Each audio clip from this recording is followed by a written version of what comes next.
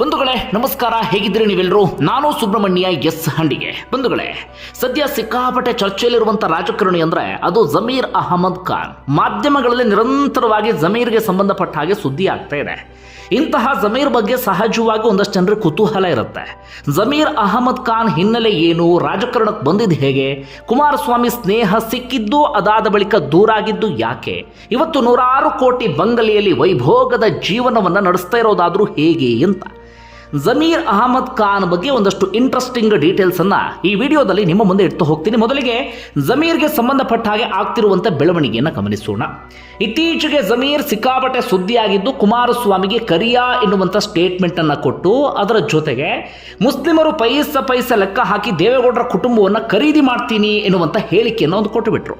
ಈ ಹೇಳಿಕೆ ಸಿಕ್ಕಾಪಟ್ಟೆ ಸಂಚಲನವನ್ನು ಮೂಡಿಸಿಬಿಡ್ತು. ಚನ್ನಪಟ್ಟಣ ವಿಧಾನಸಭಾ ಚುನಾವಣೆಯ ದಿಕ್ಕನ್ನೇ ಬದಲಿಸ್ತು ಎನ್ನುವಂಥ ಮಾತುಗಳು ಕೂಡ ಕೇಳಿ ಬರ್ತಾ ಇದೆ. ರಿಸಲ್ಟ್ ಬಂದ ಮೇಲೆ ಏನು ಎತ್ತ ಅನ್ನೋದು ಗೊತ್ತಾಗುತ್ತೆ. ಸ್ವತಃ ಕಾಂಗ್ರೆಸ್ನ ನಾಯಕರೇ ಈ ವಿಚಾರಕ್ಕೆ ಸಂಬಂಧಪಟ್ಟ ಹಾಗೆ ಅಸಮಾಧಾನ ವ್ಯಕ್ತಪಡಿಸ್ತಾ ಇದ್ದಾರೆ. ಅದಕ್ಕೂ ಮುನ್ನ ವಕ್ಫ್ ವಿಚಾರಕ್ಕೆ ಸಂಬಂಧಪಟ್ಟ ಹಾಗೆ ಸಾಕಷ್ಟು ಸುದ್ದಿ ಆಗಿತ್ತು, ನೀವೆಲ್ಲರೂ ಕೂಡ ಗಮನಿಸಿದ್ರಿ. ಅದಾದ ನಂತರ ಬೇರೆ ಬೇರೆ ಒಂದಷ್ಟು ವಿಚಾರಗಳಿಗೆ ಸಂಬಂಧಪಟ್ಟ ಹಾಗೆ ಜಮೀರ್ ಸುದ್ದಿಯಲ್ಲಿ ಇದ್ರು. ಈ ಮೂಡಾ ವಿಚಾರಕ್ಕೆ ಸಂಬಂಧಪಟ್ಟ ಹಾಗೆ ಹೈಕೋರ್ಟ್ ತೀರ್ಪು ಬಂತಲ್ಲ, ಅದು ರಾಜಕೀಯ ತೀರ್ಪು ಎನ್ನುವಂಥ ಒಂದು ಹೇಳಿಕೆಯನ್ನು ಕೊಟ್ಟು ಬಿಟ್ಟಿದ್ರು. ಆ ಹೇಳಿಕೆಗೆ ಸಂಬಂಧಪಟ್ಟ ಹಾಗೆ ರಾಜ್ಯಪಾಲರಿಗೆ ದೂರು ಕೊಡಲಾಗಿತ್ತು. ರಾಜ್ಯಪಾಲರು ಇತ್ತೀಚೆಗಷ್ಟೇ ಸೂಚನೆಯನ್ನು ಕೊಟ್ಟಿದ್ದಾರೆ, ಜಮೀರ್ ಅಹಮದ್ ಖಾನ್ ವಿರುದ್ಧ ಕ್ರಮ ತೆಗೆದುಕೊಳ್ಳಿ ಅಂತ. ಈ ರೀತಿಯಾಗಿ ನಾಲಿಗೆಯನ್ನು ಹರಿಬಿಡುವ ಮೂಲಕ ಒಂದಷ್ಟು ಎಡವಟ್ಟನ್ನು ಮಾಡಿಕೊಳ್ಳುವ ಮೂಲಕ ಜಮೀರ್ ಅಹಮದ್ ಖಾನ್ ನಿರಂತರವಾಗಿ ಮಾಧ್ಯಮಗಳಲ್ಲಂತೂ ಕಾಣಿಸ್ಕೊಳ್ತಾ ಇದ್ದಾರೆ. ಇದರ ನಡುವೆ ಇವತ್ತಾಗಿರುವಂಥ ಬೆಳವಣಿಗೆ ಏನಪ್ಪಾ ಅಂದರೆ, ಲೋಕಾಯುಕ್ತ ಅಧಿಕಾರಿಗಳು ಜಮೀರ್ ಅಹಮದ್ ಖಾನ್ಗೆ ನೋಟಿಸ್ ಅನ್ನು ಕೊಟ್ಟಿದ್ದಾರೆ. ಅಕ್ರಮ ಆಸ್ತಿ ಗಳಿಕೆ ಪ್ರಕರಣಕ್ಕೆ ಸಂಬಂಧಪಟ್ಟ ಹಾಗೆ ಮೊದಲು ಇಡಿ ದಾಳಿಯಾಗಿತ್ತು, ಅದಾದ ಬಳಿಕ ACB ದಾಳಿಯಾಗಿತ್ತು. ಇದೀಗ ACB ಇಲ್ವಲ್ಲ, ಹೀಗಾಗಿ ಲೋಕಾಯುಕ್ತಕ್ಕೆ ವರ್ಗಾವಣೆ ಆಗಿದೆ.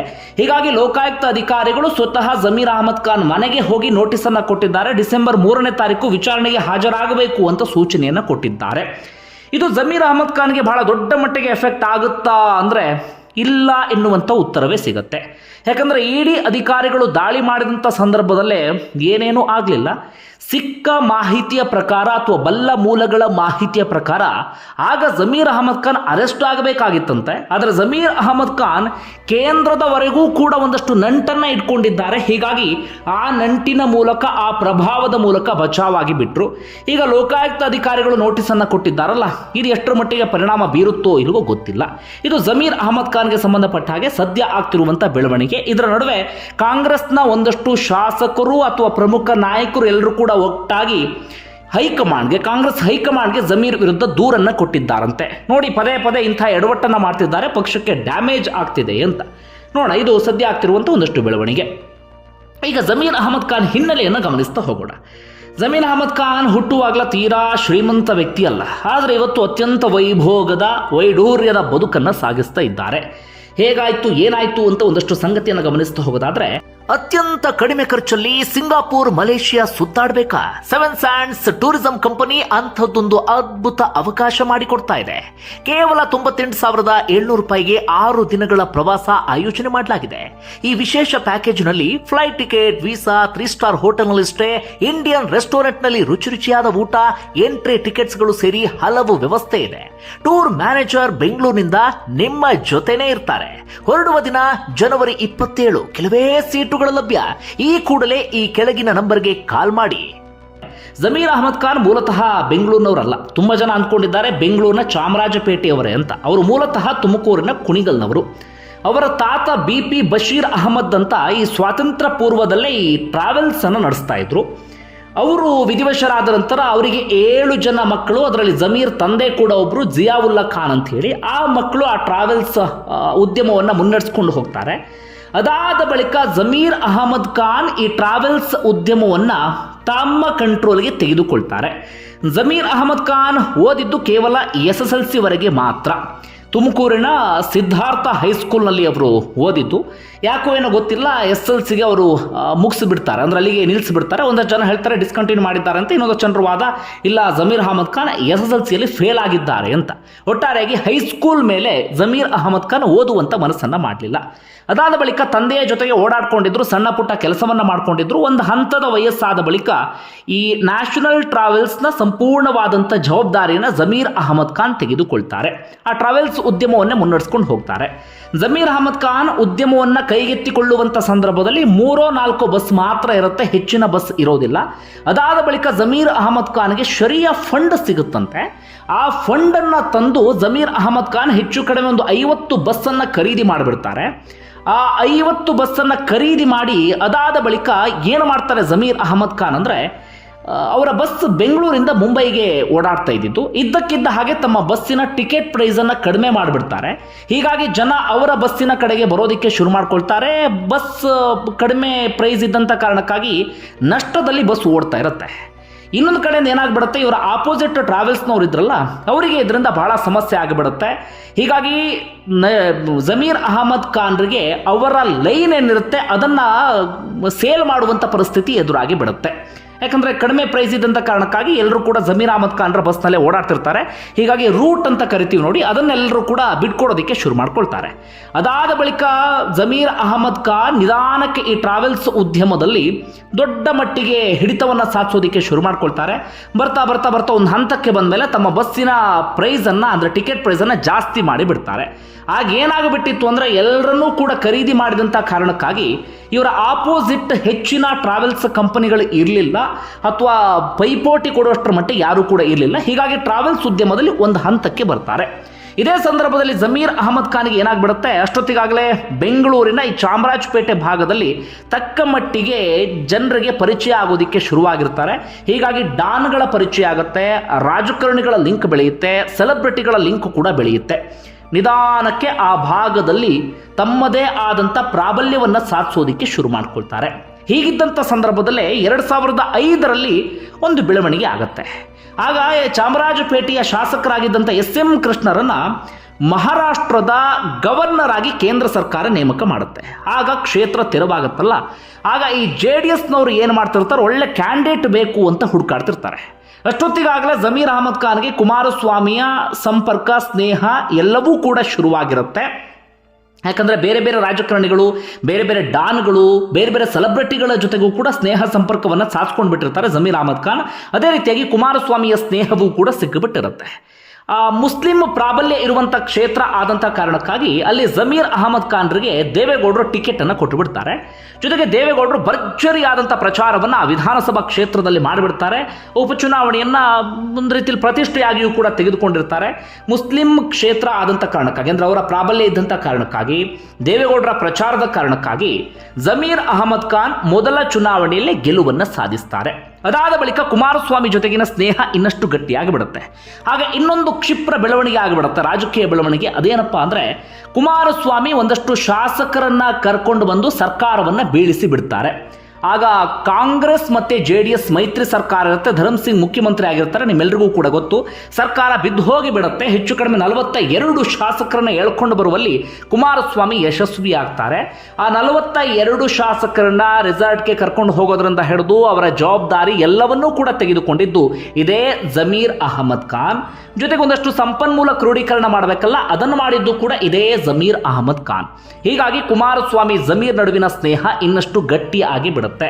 ಕೊನೆಗೆ ಕುಮಾರಸ್ವಾಮಿ BJP ಜೊತೆಗೆ ಸೇರಿ ಸರ್ಕಾರವನ್ನ ರಚನೆ ಮಾಡ್ತಾರೆ, ನಿಮ್ಮೆಲ್ಲರಿಗೂ ಕೂಡ ಗೊತ್ತೇ ಇದೆ. ಆಗ ಸಹಾಯ ಮಾಡಿದಂಥ ಕಾರಣಕ್ಕಾಗಿ ಜಮೀರ್ ಅಹಮದ್ ಖಾನ್ಗೆ ಮೊದಲ ಅವಧಿಯಲ್ಲಿಯೇ ಸಚಿವ ಸ್ಥಾನವನ್ನ ನೀಡಲಾಗುತ್ತೆ.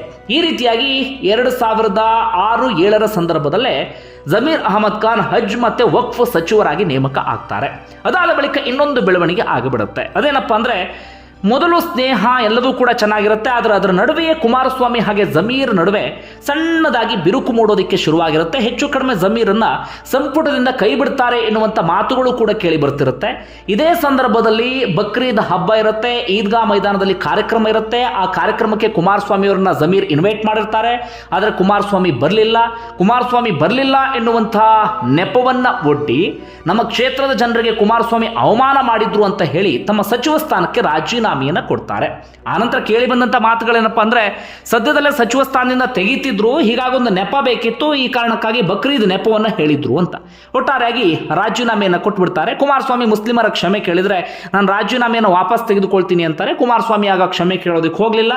ಹೀಗಾಗಿ ಅದೆಲ್ಲವೂ ಕೂಡ ಹಾಗೆ ಕಂಟಿನ್ಯೂ ಆಗಿಬಿಡುತ್ತೆ. ಅದಾದ ಬಳಿಕ 2008 ಸಂದರ್ಭದಲ್ಲಿ ಮತ್ತೆ ಕುಮಾರಸ್ವಾಮಿ ಜೊತೆಗೆ ಪ್ಯಾಚಪ್ ಆಗಿಬಿಡುತ್ತೆ. ಮತ್ತೊಮ್ಮೆ ಟಿಕೆಟ್ ಕೊಡ್ತಾರೆ, ಮತ್ತೊಮ್ಮೆ MLA ಆಗಿಬಿಡ್ತಾರೆ. ಅಷ್ಟೊತ್ತಿಗಾಗಲೇ ಚಾಮರಾಜಪೇಟೆ ವಿಧಾನಸಭಾ ಕ್ಷೇತ್ರದಲ್ಲಿ ಬಿಗಿ ಹಿಡಿತವನ್ನು ಪಡ್ಕೊಂಡಿರ್ತಾರೆ. ಅದಾದ ನಂತರ JDSನ ಜನರಲ್ ಸೆಕ್ರೆಟರಿ ಆಗಿಯೂ ಕೂಡ ನೇಮಕ ಆಗ್ತಾರೆ. 2010 ಸಂದರ್ಭದಲ್ಲಿ MC ಅಶ್ವಥ್ ಎನ್ನುವಂಥ ಶಾಸಕರಿದ್ರಲ್ಲ, ಅವರ 2.5 ಕೋಟಿ ಹಣವನ್ನು ದರೋಡೆ ಮಾಡಿದಂಥ ಆರೋಪವೂ ಕೂಡ ಜಮೀರ್ ಮೇಲೆ ಕೇಳಿ ಬರುತ್ತೆ. ಆ ಪ್ರಕರಣದಲ್ಲಿ A13 ಕೂಡ ಆಗಿರ್ತಾರೆ ಜಮೀರ್ ಅಹಮದ್ ಖಾನ್.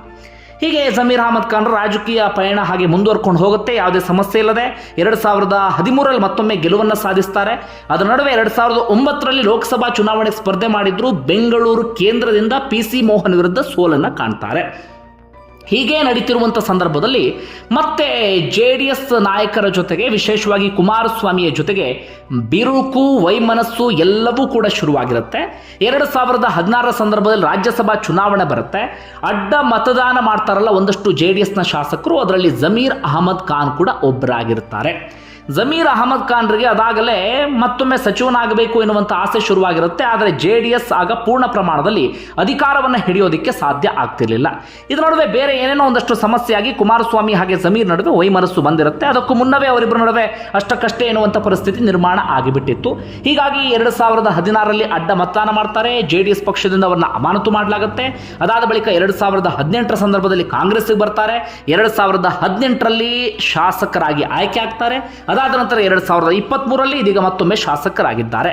ಒಟ್ಟಾರೆಯಾಗಿ 5 ಬಾರಿ ಸಚಿವರಾಗಿ 5 ಬಾರಿ ಶಾಸಕರಾಗಿ 2 ಬಾರಿ ಸಚಿವರಾಗಿ ನೇಮಕ ಆಗಿದ್ದಾರೆ ಜಮೀರ್ ಅಹಮದ್ ಖಾನ್.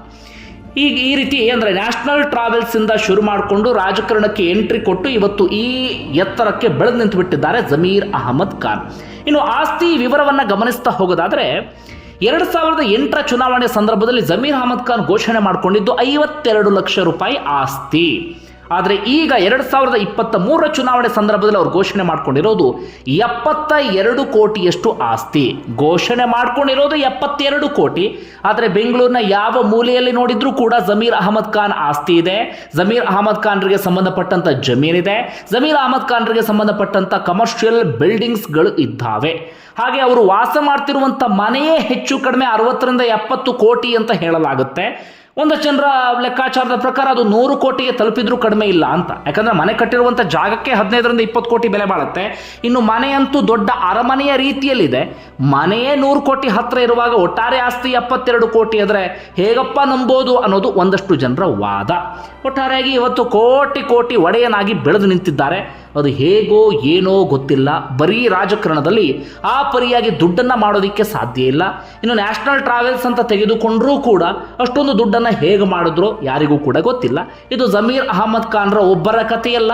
ಸಾಕಷ್ಟು ರಾಜಕಾರಣಿಗಳ ಹಿನ್ನೆಲೆ ಮುನ್ನೆಲೆ ಎಲ್ಲವನ್ನೂ ಕೆದಕ್ತಾ ಹೋದರೆ ಇವತ್ತು ಸಾವಿರಾರು ಕೋಟಿ ಒಡೆಯರಾಗ್ಬಿಟ್ಟಿದ್ದಾರೆ. ಆದರೆ ಚುನಾವಣೆಗೆ ಸ್ಪರ್ಧೆ ಮಾಡುವ ಸಂದರ್ಭದಲ್ಲಿ ನಾಮಪತ್ರ ಸಲ್ಲಿಕೆ ಮಾಡುವಾಗ ಅಫಿಡವಿಟ್ನಲ್ಲಿ ಮಾತ್ರ ಕೆಲವು ಕೋಟಿಯನ್ನು ಮಾತ್ರ ತೋರಿಸ್ತಾರೆ. ನಿಮ್ಮೆಲ್ಲರಿಗೂ ಕೂಡ ಗೊತ್ತಿರುವಂಥ ಸಂಗತಿ.